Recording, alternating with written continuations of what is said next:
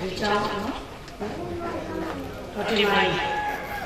ခုတိုင်းလာတဲ့တော့ခါဆရာမိုင်းများအားလုံးဆရာမဆရာမိုင်းကိုအားလုံးလည်းheelဆရာမဒီကြောင်း1990ခုနှစ်ခုနှစ်ကနေ89ခုနှစ်ကျောင်းအားဆောင်ဒီကျောင်း89ခုနှစ်ဒီကိတ္တတော်ရဲ့ဖြစ်တဲ့ကာလအတွင်းမှာဒီကျောင်းမှာဒီဒေတာဒီကျောင်းမှာဒီဆရာမတွေခဲ့တဲ့နှစ်သက်ပိုင်းခြားပါရှိတဲ့ဒီပါခြင်းလေးပေါ့နော်ဒီအားဆရာမတွေကျောင်းဆရာမကျောင်းရောက်တဲ့ကျောင်းဆရာကြီးများဖြစ်ဖြစ်ဒီများရဲ့တဲ့ဆရာစာနေပြီးတော့ရောက်တာပါကျောင်းဆရာမဖြစ်တာလည်းအဲ့ဒီခုနှစ်ကအခုကဆက်ဆက်နေတာဆရာမရဲ့ကျောင်းဆရာမဘောအောင်စတာဒီကျောင်းပါနော်ဆယ်နှစ်ကဆက်တဲ့နှစ်ကကာလကတော့ဒီကျောင်းပါဆက်နေရအဲ့ဒီစစ်ကျောင်းကြီးပြောင်းပြန်နေတာနော်ခုဆရာခိုင်ခိုင်ရအထက်ကပုံဆက်တယ်ဒါကပြေပွားလာဆိုရင်ရှင်းလာပြေပွားလာ20နှစ်တက်60နှစ်ဒီစီကြီးကောင်းနော်ဒီကျောင်းရဲ့ဆရာတော်ပဲအမကလေးနော်ဆရာတော်ပဲဘာလို့ဒီစစ်ဒါမှမချင်းညာဆရာမတွေပြောပြတယ်ဒီအမကလေးရနော်ဒီမျိုးနဲ့ကျောင်းရဲ့ဦးချင်းတရားကြည့်တိုင်းအောင်ဆရာတော်ပဲနော်ဆရာချင်းမဆရာနော်ဆရာကြီးဆရာမကြီးများကိုဦးချင်းကြောင်းတိုင်းအောင်ဒါလက်သက်ရှိအောင်ဘယ်လိုကြည့်နော်ဘယ်လိုလဲရှားတယ်ဒီကျောင်းကအဲ့လိုဆိုရင်အဲ့ဒီကျောင်းကကျောင်းမှာနော်လက်ရှိရင်းလက်ရှိနော်ဘုရားကျောင်းမှာရဲ့စီလုံးမျိုးကျောင်းမှာရဲ့ကျိုးသားမှုကျောင်းမှာရဲ့ဆရာကြီးများကိုဆက်ဖက်ကြီးများကိုနော်ဒီတာထားပြီးတော့ရှိတဲ့စစ်ဒီစာတော်ဝဲလေးကိုဒီနဲ့တိုးတဲ့အောင်စာတော်ဝဲလေးကိုနော်ဒီစက်ကမြန်မာနှစ်စဉ်အားလုံးပါတဲ့ကျိုးစားတဲ့အားလုံးပါတဲ့စီလုံးနဲ့နော်အစင်ရဲ့ရောနိုင်ကြပါစေပြုလုပ်နိုင်ကြပါစေဘာရှောင်းမှာလည်းဒီဆရာတော်ဝဲလေးပြုလုပ်ရကျိုးစားကြဘာရှောင်းလို့ပြုကတာရရရှောင်းလို့စိတ်နော်ဒီဘာကိုလက်ရှိအောင်ပါလဲစိတ်ချတာချင်းကိုယ်ကြီးချမ်းပါချင်းကောင်းကျိုးလူရစံတတ်ကြတဲ့အားလုံးပြည့်စုံအောင်မြင်ပြီးတရားတော်မှာလည်းဆရာသမားတွေနော်ဘုရားရဲ့ကျိုးအားတရားတော်မှာလည်းကောင်းကျိုးဒီများရှိလက်ရှိနိုင်ပါစေဆက်စပ်ပြောနေဖို့ရှိပါတယ်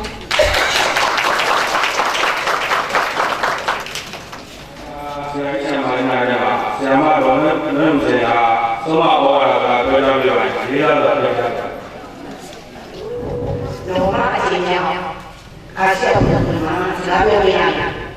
အချိန်မှထောင်ရောင်းလာပြောကြတယ်စိတ်ကစိတ်ကိုညာနေတယ်။အဲ့ဒါပြောတော့ဟိုလည်းပြောရှင်းတာပြပါမယ်။ကျိုးရှင်းတဲ့ကောင်းတဲ့ကနေခြေရင်းနဲ့ပြောပါတယ်။စရိုက်ကြောင့်တော့မင်းကတော့စကားပြောတော့ပြန်တယ်လားဒီနေ့ကတော့ညရောက်လာခဲ့တာမင်းနဲ့ပါဒီရောက်တော့ဒုက္ခလည်းပြန်ပြန်ရောင်းတာနောက်စိတ်ကိုမကျင်တော့အပေါ်ရဆက်အောက်နေတာကအားလုံးကလည်းဘယ်တော့မှစမရအားလည်းများတယ်တော့အဲ့ဒါစိတ်ကိုဘာသာတရားတကယ်ကြီးနဲ့တွေ့ရမှာတကယ်စီအပူပြီးပါမှတ်ပြီးပြောရဲစကားလေးပြောရတယ်နေပေါ်လို့တတိယပြဟဲလုံးစီကြည့်တယ်လည်းရောင်းလာတယ်တို့ပြေတော့မှတ်ပြီးတာလို့ဆက်ဆက်ပြတာသူလည်းအဲ့တော့မှသိတယ်ပြောပြလာနေမတည့်အောင်လို့မတည့်ဆိုတော့ပြောရတာအဲ့ဒါလည်းဆက်ရှင်းတယ်တချင်းဆိုတာကတော့ရောင်းပါလားဘူးတိအဲ့လေရောက်ပြီဆိုရင်တော့စားရမလား ချင်းလေးဆိုစရာလေးဆိုတပည့်ကကိုရစာပြောနေလားဘုရားကလည်းပြောတာတော့မင်းအောင်လေအဲ့ဒါလေးတွေငါတို့ကစာပြောနေရတယ်ချင်းချင်းဆိုအဲ့ဒါငါတို့ဒီဆရာမရောလာတာလေဆွေးကြိုးရောင်စုံပြီးတော့ဘုရားဆရာမတို့ရှင်နေကွာအခုပဲလေးဆွဲလာလို့အဲ့တို့မျိုးမှာဆွဲရတယ်အဲ့တော့ဆရာမလေးဒီဆရာမကြီးကကျောင်းဆွဲလို့ရည်ဇာတ်ရရဘယ်လာတော့အဆရာမအချင်းကြီးဆိုတယ်ကျွန်တော်စာပြောရဆရာမတော့အချင်းဆိုပြန်လာတော့အဲ့ဒါဆက်ရှိသူကြီးပဲရှိတယ်ဆက်ရှိတဲ့စကူလေးတော်တင်းလာပြောမှန်းနေနော်ပြန်ပြောကြတယ်အဲ့ဒါဆရာမကိုပြောဆရာကြီးတို့ဆိုပါတယ်တော့စကားမှန်တော့ပြီအဲ့လိုနေပါလိမ့်သေးတယ်အဲ့တော့လည်းဆိုင်ရအောင်အခုစိတ်ရတော့အချင်းချင်းဦးမှာဆိုဦးမှာဘာလို့လဲဆိုတော့ဆရာမကိုပြစင်ရပြီးတော့တဲ့ချောချောနေတယ်အလုပ်တွေနိုင်ရတယ်မျက်စိနဲ့လုံးခရဝါဒဟေးတယ်နော်ဒူအောင်တော့ကိုယ်ကပါရှိပြေလို့အလုပ်တွေလုပ်ရှိတို့တော့ဒီနေ့ဘုရားမောင်ရဲ့ချောတော်ဒါမောင်ရဲ့ချောတော်နဲ့တွေ့ရဟိုတားလို့ရှိတာအဣဇာတာအနုဇာတာဘဝဇာတာဟာငါတို့ကလည်းအဣဇာတာဆရာချက်တာလေးပဲအယောအဲ့တော့တားရရှိတဲ့ဆရာလေးတော့ဘယ်လိုမြင်ရလဲနော်အလောင်းဆောင်ကြီးတို့ငါမဟုတ်ဘူးဟာအဲ့တော့ဆရာတို့ဘာလို့လဲအစီအစဉ်လေးလို့ဘာလဲလဲစားပါဘာလဲလဲစားပါဘူးနော်ဘာလဲလဲပါလေဒီမာရီရဲ့ပြန်လဲဖို့ချချင်တယ်အောင်ချင်းဒီမာရီတွေအားလုံးကျောင်းတော်ဘုံရမရှိတဲ့ဒီကဘုံလေးဒီမှာမြန်မာပြည်နဲ့ဒီကဖို့ချချင်တယ်စာရင်းလေးအများကြီးဇူပီမီယာရေးဆိုတော့လည်းမတော့တော့ဘူးကိုပြည်တော်မှာတော့ကိုယ့်ရဲ့ပြီးတော့တော်ရေးနေတယ်ပါမြင်မကြတဲ့နေရာမှာဘောကျော်ဆိုတော့ဒီစာအုပ်ကိုစမ်းအားလုံးစောင်းအောင်မှာပေါ်ပေါ်တော့နေတယ်ဘာပဲမဆက်ဆိုတော့ဘာလေးဆောင်လာတော့ရှိတယ်ဘုရားရေးနေစောင်းပြီးတော့ရေးရမောင်ပေးမှာတော့ဆရာမကျွန်တော်ကဆက်မဟုတ်ပါဓမ္မနာလေးလို့ရတယ်စီဒီလို့ရတယ်မောင်လေးဆောင်တယ်ခရပြာဓမ္မနာဆရာတော်စာပြောတာပါဆရာကြီးကတော့ပြန်တွေ့ကြတာလေအဲ့တော့နိုင်တော့ချင်းလေးနေဆိုတော့အတောင်တော့စေတာအတားဆိုရင်ဆက်နေတက်တက်ပါမယ်စာသားလေးဆက်ဒီဘောကျော်အကြောင်းမျိုးတွေဆရာကြီးကတော့ဒီနေ့ဘောကျော်ကြားတာဒါကြောင့်လို့မျိုးချိုတွေနဲ့ရှင်းလို့ဆိုကြပြီးတော့ဆရာမကလည်းရေးတာဒီစာထဲမှာဆရာဆောင်းတော့လည်းရေးရပါလေအချင်းလေးနဲ့ဝါနာရစကားပဲဦးယူပြလို့ရအောင်နော်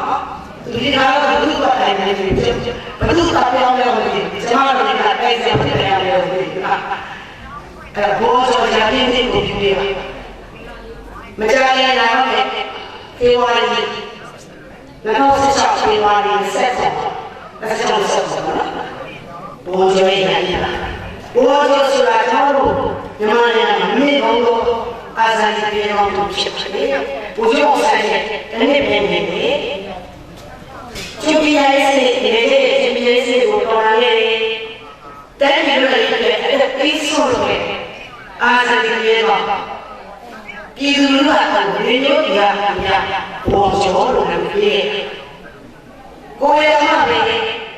အနေပါပဲတည်းကမှပြည့်စုံနေတာပြရတယ်။အခုနောက်တော့ဆိုကြည့်တော့ကြောင်မျိုးဆက်တွေကိုအမွေပြရစီဘောကျော်ရပြီးတွေကိုပြုပြုဆိုရအောင်လေနိုင်ငံတော်မျိုးပြည်ပေါ်ချွေရမည်ဒီစီကိုမျိုးပြုလာဒီရှာလို့ကြော်ကြမည်တောင်းစီမီအတဲ့နိုင်နှဖြစ်ရလေကျူပြရဲ့စိတ်တွေတွေဝင်ခဲ့ပြီအတပင်းဆိုလို့ဆိုတော့လေပြုစေဘောထုံကျူရဲ့ဆောင်ရဲ့အာဇာနည်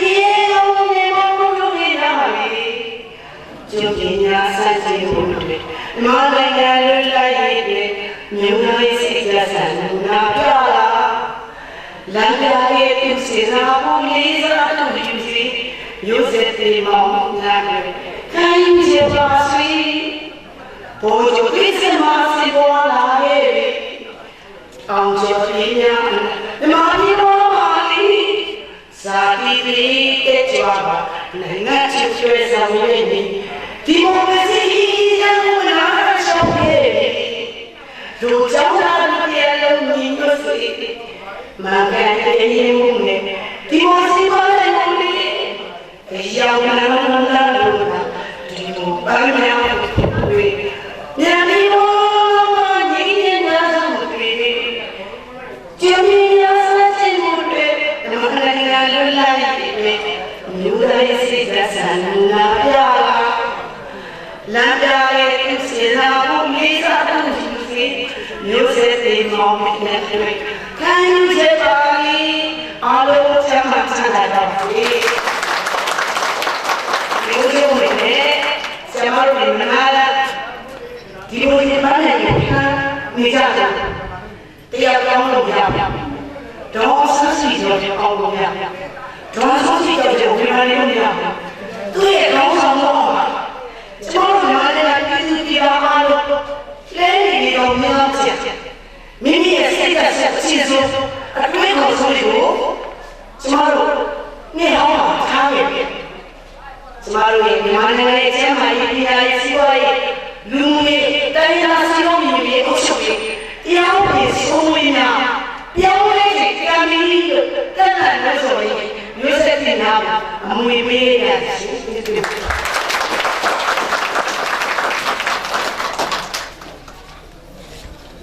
နေက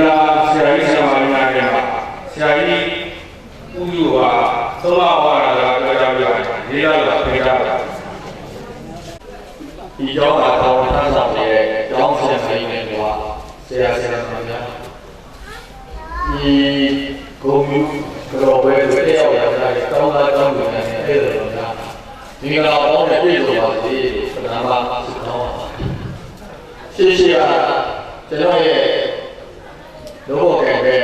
ဒီကုမ္မဆရာဆရာမများလည်းတို့မများပြောတော့အဲ့တော့ဆရာမတော်တို့ကြည့်တယ်ပြောပါပြီအဲကျွန်တော်တော့ဒီချိန်ကတော့ဆိုးခဲ့တယ်ကျောင်းမှာဆရာဆရာတွေဒီနေ့မှလည်းဖြစ်တယ်ခဏမှဒီလိုဆိုပဲကျွန်တော်1960မှာ high school ဖိုင်အောင် high school ဖိုင်အောင်ပြီးတဲ့နောက်မှာဒီကျောင်းမှာ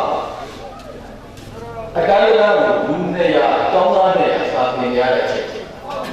အဲ့ဒီကကျတော့ကျွန်တော်နေရာတော့ဒီကတင်တာကျောင်းသားတွေဝယ်လိုက်တော့ကွာလိုက်တော့ပြီးနေတဲ့အခါကျတော့ကျွန်တော်လောဘကြီးဆရာ3နှစ်ကျော်တော့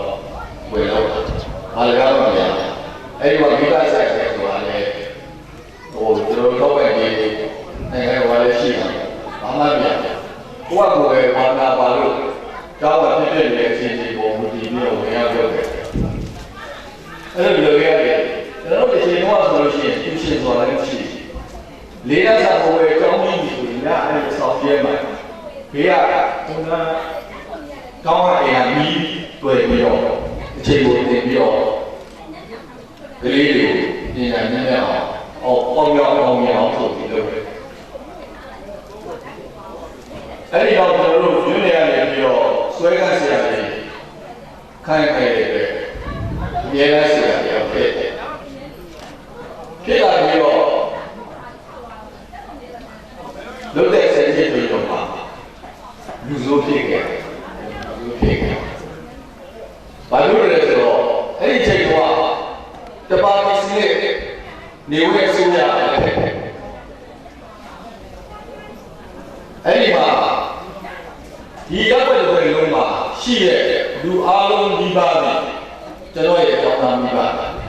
ကျွန်တော်ရဲ့ကျောင်းသားတွေကြီးလာတာရှိတယ်ငယ်လာရှိတယ်ရွယ်တွေရှိတယ်အဲ့ဒီကျောင်းသားကျောင်းသူနဲ့မိဘတွေကကျွန်တော်ရဲ့ပြောဆိုလုပ်ခဲ့မှုအာဒီတော့ဆရာလေးနဲ့ဆိုတော့ချစ်ခင်လေးစားကြတယ်တောင်းပန်မှုတွေဒီလိုပေါ့ရွေးချယ်တယ်ဒီလိုက်တောင်းလို့ကြောက်လို့ထုတ်လို့လည်း ထားတဲ့စေကစင်းဥပဒေဥပဒေပုံစံပုံမှန်မျိုးမျိုးတော့လေကျွန်တော်တို့ပြည်သူတွေကကြောက်ကြတာယူရရမယ်လေးစားဒါကြောင့်ကျွန်တော်ကကြောက်ပါမကြောက်ပါနဲ့ဆိုတာတော့ကျွန်တော်မှားတယ်ဆရာပဲငါတို့ပြောလို့ဖြစ်ပြီးတော့မပြောဘဲမိဘဒါမှမဟုတ်မိမိဌာနဆိုင်ရာကြီးတယ်ဒါပဲအထုတ်တဲ့လူတိုင်းပြည်အထုတ်တဲ့မှားနေတယ်လို့တော့ပဲမလားအမျိုးမျိုးကြောင်းကြောင့်မှားသွားမယ်လိုအပ်နေတဲ့สิ่งပြောရတဲ့တတိရှိပါမကြောက်ပါအဲ့ဒီကြောက်တရားတွေတွားနေတဲ့အတွက်တွားနေတဲ့အတွက်ဒီအဖွဲကတော့ပြည့်ပြောတာကျွန်တော်6ကြိမ်ရောက်တယ်ဘယ်မခေါ်လဲတရားတော်လို့မနာမရှိဘူးခေးရလာမခေါ်လဲဘာဖြစ်လို့လဲကြောက်လို့လားဘာလို့လဲကျွန်တော်နိုင်ငံရေးနဲ့ပြုတ်ပါတာအဲ့တော့အဲ့ဒီအချိန်ကလည်းလက်ရှိဆိုတာမဟုတ်ဘူးလေအဲ့တော့အဲ့ဒီအချိန်ကလည်းခါကြဒီလိုတော့မထည့်နဲ့ပါဆရာတော်ပြောတယ်တို့ကြိုက်ကြလို့ရှိရင်တက်တာတည်းဆိုတဲ့ကြောက်စစ်ဇီလိုလားတော့ကျွန်တော်6ကြိမ်ပြောတာဆရာတော်ပြောရတယ်အဒါလည်းအပြည့်လည်းမပြောပါဘူးနော်ဟိုခွင့်လည်းခွင့်လို့နိုင်တယ်ခြေလည်းခြေနိုင်တယ်အကြောင်းကြောင်းတွေလည်းဖြစ်နေတယ်လို့ကျွန်တော်ယူဆတယ်အဲ့ဒါကျွန်တော်ခုနပြောလို့ကြောက်ပါမကြောက်ပါနဲ့တော့ဘုဆိုရင်မှားနေတယ်သူမားနေအောင်ကျွန်တော်ဒီကနေလို့မရဘူးမားနေထောက်ပြကျွန်တော်မိဘမားနေအဖေကတော့မဟုတ်ဘူးလေဒါကဒီလိုရှိတယ်ဆိုတော့ကျိုးတောင်းဆွဲနေတဲ့အာမျိုးနဲ့ထောက်ပြပြီးတော့ပြောလိုက်စင်ရပါနေရာကကျွန်တော်တို့အကြောက်တရားတွေနေပြီးတော့ခုလိုအကြောက်တရားတွေအောင်ပါကြီးပြင်းခဲ့ရတဲ့40-50ခက်တိုင်းအကြောက်တရားအောင်ကြီးပြင်းလာအဲ့တော့အဲ့ဒီအကြောက်တရားတွေကိုကြောက်တဲ့ကြောက်ပါမကြောက်တဲ့မကြောက်ပါနဲ့နော်လုံးတဲ့ကြိုင်တဲ့ကိစ္စများကိုရဲဝံ့ပြတော့တာလုပ်ကြရပါအခုကျွန်တော်တို့တိုင်းပြည်ပညာရေးလိုအပ်ချက်တွေပြောပါကျွန်တော်တို့ကပညာရေးမှာပြည့်စုံမှုဒါကိုကြောင့်ဟွာပညာဟွာပြဿနာတက်တယ်ကျွန်တော်တို့ခေါ်ပြီးတော့မင်းတို့ထွက်မလားမားတယ်လို့ခံစားဆိုပြီးကျွန်တော်တို့ကလေးတန်းစာမိုးဝဲကိုမေးခွန်းထုတ်တာအလေတန်းကြောင့်မှတော့ပုတ်ကြည့်တယ်ထုတ်တယ်ကလေးတွေဖြေနေအဲ့ဒီနဲ့ကျွန်တော်တို့လူလာကြောင်းဆရာကြီးတွေကမထုတ်အောင်မယုံလို့အဲ့ဒါလည်းမေးခွန်းပေါ့မှာဆိုလို့လေအလေတန်းကြောင်းကိုလည်းထုတ်လိုက်တာအဲ့ဒီမေးခွန်းကိုဒေသကြောင်းမှာဖြေနေကျွန်တော်တို့ပြဿနာတွေစကားတွေလာတယ်ရိုးတယ်ပညာရေးညီလာခံမှာတွေ့ဆုံပွဲမှာကျွန်တော်တို့တက်တယ်အမြတ်တယ်ဒီဝင်ကိုမျိုးနဲ့ပါရှိရဲ့ဆရာဆွေးလို့လည်းပါတယ်အဝကြီးကိုရေးကိုလို့ဆိုတဲ့တက်ကြရတယ်အဲ့တော့ဆရာမကြီးတို့အင်းမြတ်ဒီမျိုးနဲ့ရဲ့အကာကြီးပေါ့ဆရာပြောတော့ငယ်ကလို့လည်းအဲလိုကျွန်တော်ရှင်းရှင်းတော့ကိုယ်တန်းဆိုင်ခိုင်းနောက်ပြောပါတယ်ပထမတော့ကောင်းကောင်းပြောနေနောက်တော့ပထမလူပြောသွားရအောင်ဆိုပြီးတော့အဲ့ဒီခုနကပြောတဲ့ဖြစ်တဲ့ကြက်တယ်ဟောတော့လည်းဖြစ်သွားအဲ့ဒီသူတွေဝယ်ပြတော့ကျွန်တော်တို့မြင်တယ်ဟိုညာဝဲတယ်အဲ့လိုကျွန်တော်တို့ကပြောခဲ့ဆိုရင်ပြောရဲလူရဲကဲအဲ့တော့ပြောရဲဆိုရင်လူရဲလို့တော့ဒီရာလို့ပါပြောနော်အခုလည်းအဲ့ဒါလို့ရွေးတယ်လေထိမြင့်တဲ့ထူးရွတဲ့ဒီလိုသာပြည့်စုံကြပါလေအမှန်တရားကိုလက်ဝဲထားပြီးတော့ပြောရဲဆိုရဲကြောင်းတော့တဲ့ပြည့်စုံခြင်းနဲ့ပြောနေတော့ပဲပြည့်ပြည့်ထိကြောင်းပြီးတော့လမ်းမှာကိုဆွဲခေါ်ရတဲ့များပြည့်စုံခြင်းအဲ့တော့အားလုံးကျွန်တော်တို့ဒီလိုလုပ်နေတယ်ပြောကြတာတော့ဒီလိုတော့တော့အချင်းကြီးပါဘုရားဟောတဲ့ဒီဘုရားဟောတဲ့ကလည်းကျွန်တော်တို့တန်ကြီးပါနေပုံမှန်ဒီဘုရားဟောတဲ့သူတဲ့ဘုရားကတော့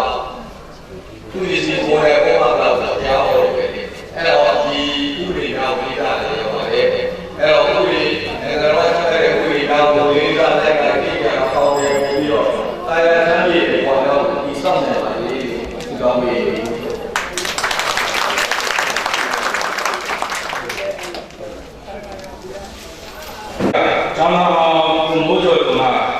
ကားဆွဲရခဲ့တယ်။ကျောင်းသားကိုမိုးစောကကျေးဇူးနဲ့စကားပြောလာလို့ပါတယ်လေးလာတော့ခိတ်တာရေးဆက်လို့အဲ့တော့ကမင်္ဂလာပါလို့ပြောတတ်တာဘုလိုဒီဘောကူမှာဒါပြောခွင့်ရတယ်သူပဲကျေးဇူးဘုလိုဒီပွဲတဲ့ရပါဖိမှန်တာပြီးတဲ့အတွက်ကျေးဇူးများတယ်ဒါနဲ့ဆက်ပြောရမယ်ဖိမှန်လာလို့ပြောကောင်းပြောပါတယ်ကျွန်တော်ရင်ထဲမှာခေါင်းလေးဖိမှန်ကျွန်တော်လာမယ်လို့ဒီရဲ့ရှိတယ်အမေဒေချာချာပြီးတော့ဒီလိုလုပ်တဲ့ကြတာမဖြစ်ခဲ့လားဖြစ်ခဲ့လားမဖြစ်ခဲ့မှာကြောက်ကြတာတဲ့တယ်လို့ထင်လို့ကျွန်တော်ရတယ်အဲ့ဒါပါပဲအဲ့ဒါမို့မလေးကြည့်တဲ့နေရာမှာလည်းကြောက်ကျွန်တော်တို့စာသင်ခဲ့တဲ့ဆရာဆရာမတွေများတော့ဘုရားခွင့်အမှန်တမ်းမှာတစ်ခါတည်းချိန်ချင်းမှာတော့ခက်ခဲတော့ပါတယ်ကျင်းပါဒီတောင်းလာအောင်ကြရတယ်အရင်လည်းကျွန်တော်တို့ကသိသိပြပါတယ်ကျွန်တော်တို့ရဲ့စတင်လို့ဆောင်ခဲ့တဲ့ဖွဲ့စည်းရဲ့မူဝါဒတွေလည်းရှိပါတယ်ဒီရွယ်ချက်တွေလည်းရှိပါတယ်ဒီမှန်းချက်တွေလည်းရှိပါတယ်အဲ့ဒီဥစ္စာတွေကိုလည်းကျွန်တော်တို့ကပုံမှန်ပေါ်နေတဲ့ကျောင်းသူကျောင်းသားဟောင်းများကိုလက်ရှိသင်ကြားနေတဲ့ဆရာဆရာမတွေကကျွန်တော်တို့ကဘုရားရဲရဲနိုင်နေသိလို့ပါတယ်။ဒါကြောင့်မို့ကျွန်တော်တို့ကလည်းလူငယ်လေးတွေတော့ဆရာကြီးတို့ရှိပါတယ်